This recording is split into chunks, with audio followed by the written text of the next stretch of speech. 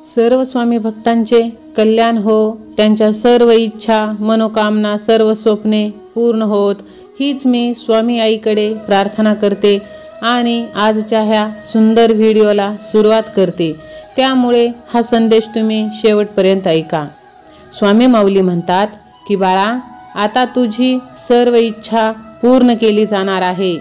तुझे मन आता शांत होईल, एक चमत्काराचा अनुभव होईल।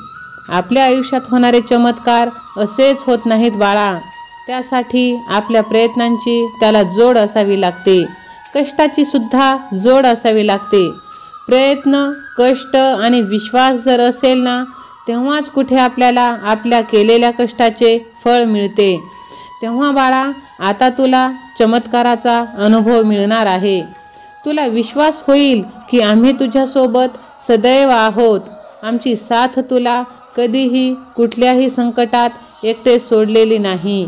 हाच विश्वास स्वामी भक्तांनो तुम्हाला आपल्या स्वामी माऊलीवरती असेल तर लगेच कमेंट बॉक्समध्ये लव यू स्वामी असे टाईप करा आणि आपल्या चॅनलला सबस्क्राईब करा।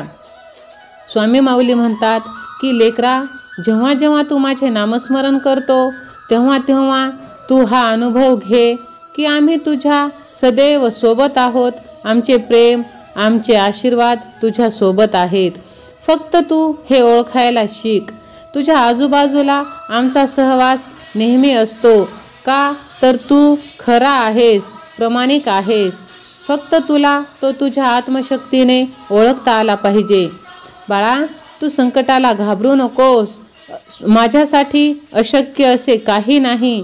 त्यामुळे तू माझ्यावर विश्वास ठेवून आलेल्या संकटांना पाय खोचून तू सामोरे जा, बघ तुला नक्कीच यश मिळेल।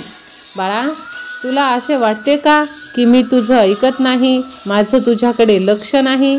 पण असं नाही लेकरा, माझा तू प्रिय भक्त आहेस, माझ्या तुझ्यावर पूर्ण लक्ष आहे। माझे देवदूत आता तुझ्या भविष्यासाठी काम करत आहेत बाळा। तू विश्वास ठेव आणि सत्कर्म करत राहा। तुझी भक्ती खरी खरी आहे बाळा, तू माझा भोळा भक्त आहेस, म्हणून मी तुझ्यावर खूप प्रेम करतो। तू जसा आहेस ना तसाच तू कायम राहा बाळा। पूर्ण श्रद्धेने माझ्यापर्यंत तू आला आहेस, तेव्हा मनात कोणतीच निराशा निगेटिव्हिटी बाळगू नकोस। आता सर्व काही तुझ्या मनासारखे मी करणार आहे। माझ्या प्रेमळ स्वामी भक्तांनो, तुमचा जर आपल्या स्वामी माऊलींवरती विश्वास असेल तर स्वामी आई मी तुझं लेकरू असे टाईप करा आणि हा संदेश शेवटपर्यंत ऐका। एकदा एक राजा आपल्या साथीदारांसह जंगलात शिकारीसाठी गेला होता। तिथे शिकार करताना ते एकमेकांपासून विभक्त झाले। एकमेकांना शोधत असताना राजा एका अंध साधूच्या झोपडीत पोहोचला आणि आपल्या विभक्त झालेल्या साथीदारांबद्दल त्याने विचारले।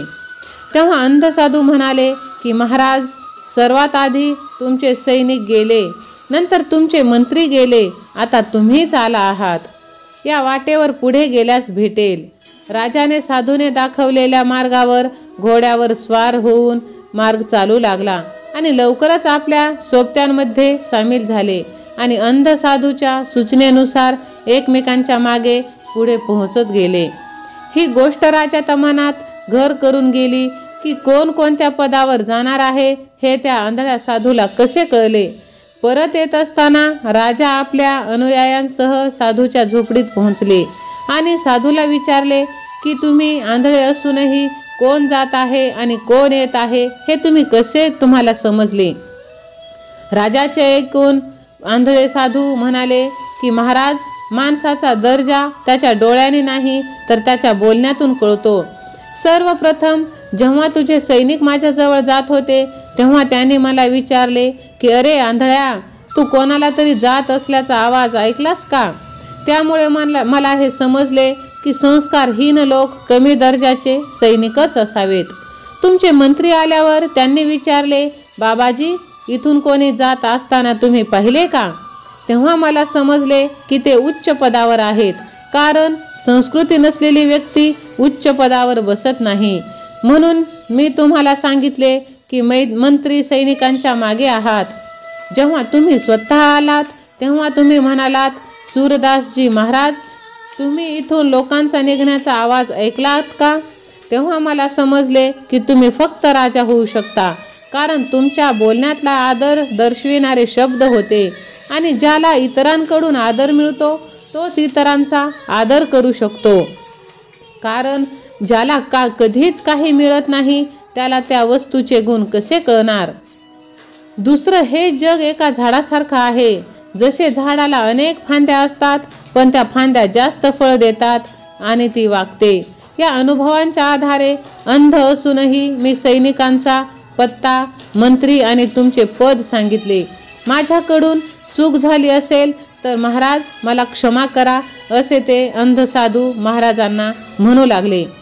संतांच्या अनुभवाने प्रसन्न झालेला राजा राजवाड्यात परत आला आणि मंत्र्याला खजिन्यातून संतांच्या जीवनाची व्यवस्था करण्याची आज्ञा केली आणि संतांचे आयुष्य हे चांगले केले.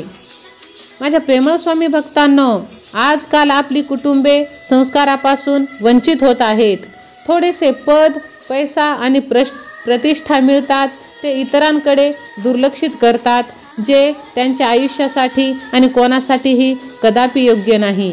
गोड भाषा बोलून आर्थिक नुकसान होत नाही, त्यामुळे गोड बोलण्यात कंजूसपणा होऊ देऊ नका आणि सतत स्वामींच्या नामस्मरणांमध्ये राहा. स्वामींनी सांगितलेले गोष्ट तुम्ही आचरणात आणा. स्वामी माऊली म्हणतात, बाळा, तू सदैव संस्कारात मग्न राहा. मोठ्यांचा आदर कर, मोठ्यांचा मान सन्मान कर. थोर मोठे जे सांगतात ते ऐक बाळा, कारण तुझं वय जेवढं असतं ना तेवढे त्यांचे अनुभव असतात. त्यामुळे आपल्या आईवडिलांचा, आप्तजनांचा, मोठ्यांचा तू सन्मान कर, त्यांचं ऐक. तुझ्या जीवनात तू नक्कीच यशस्वी आणि आनंदी होशील बाळा.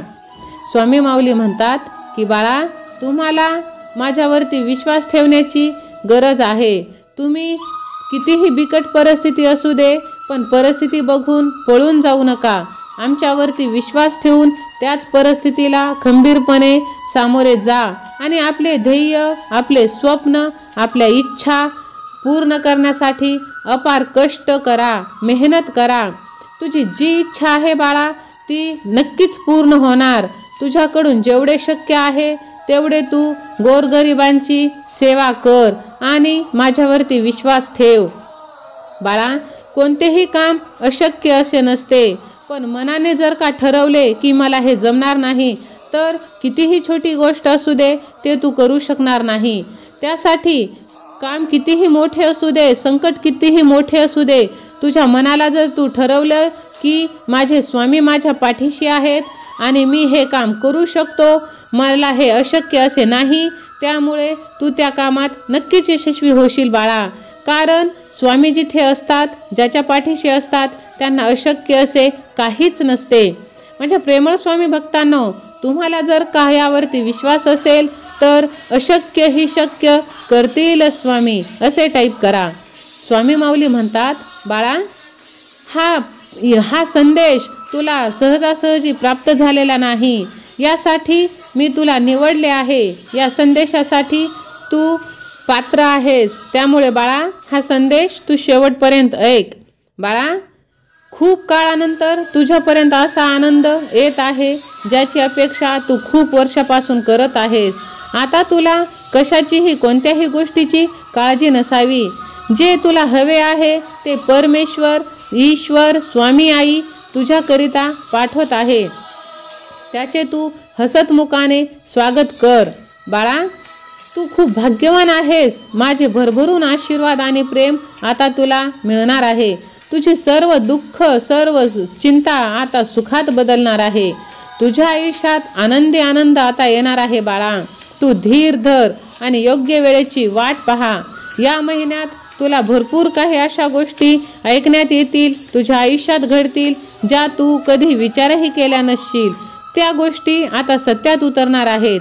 बाळा, धीर सोडू नकोस आणि खचून जाऊ नकोस. प्रत्येक संकटाचा निर्भीडपणे सामना कर आणि माझा देव, माझी माऊली किती मोठी आहे, आज ना उद्या या सगळ्यातून मी बाहेर निघणारच आहे, असे म्हणत एक एक पाऊल तू खंबीरपणे पुढे चालत राहा बाळा. बघ, तू नक्कीच यशस्वी होणार.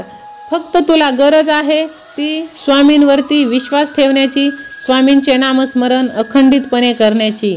बाळा, ज्या बातमीची तू खूप दिवसापासून प्रतीक्षा केली आहेस, खूप दिवसांपासून प्रतीक्षेत होतास, ती प्रतीक्षा आता पूर्ण होण्याच्या पदावर आहे. कारण आम्ही या संदेशाद्वारा तुला मार्गदर्शन करतो, त्याकडे तू दुर्लक्ष करू नकोस. तू ज्या गोष्टी स्वीकार करतो त्या स्वीकार केलेल्या तुझ्यातले खूप काही बदल असे होतील जे सकारात्मक तुझ्या आयुष्यासाठी आनंददायक होतील. तुला नवीन दिशेकडे वळायला मिळेल बाळा. आमचा आशीर्वाद नेहमीच तुझ्यावर आहे. तू चांगल्या दिशेने वळावेस, सकारात्मक दिशेकडे वळावे, यासाठीच तुला आम्ही मार्गदर्शन करत असतो, तेही आम्ही या चॅनलद्वारे, ह्या व्हिडिओद्वारे. त्यामुळे बाळा, तू क्षणाचाही विलंब न करता अजूनही ह्या चॅनलला सबस्क्राईब केलं नसेल तर लगेच सबस्क्राईब करून बाजूची घंटी देखील दाब आणि स्वामी सेवा आणि मी असे टाईप देखील कर. हा व्हिडिओ तू आपल्या आप्तजनांना शेअर देखील कर. आणि मी स्वामी आईचा लाडका भक्त आहे, मी स्वामी भक्त आहे असे टाईप देखील कर. बाळा, व्हिडिओला लाईक करायला तू विसरू नकोस आणि एकच भक्ती कर, ती म्हणजे स्वामी भक्ती. जगातील एकमेव अशी अदृश्य अशी वाटणारी शक्ती ती म्हणजे स्वामी भक्ती. ती आपल्या आयुष्याला कायमची सुखी, समाधानी आणि आनंदी ठेवणार आहे.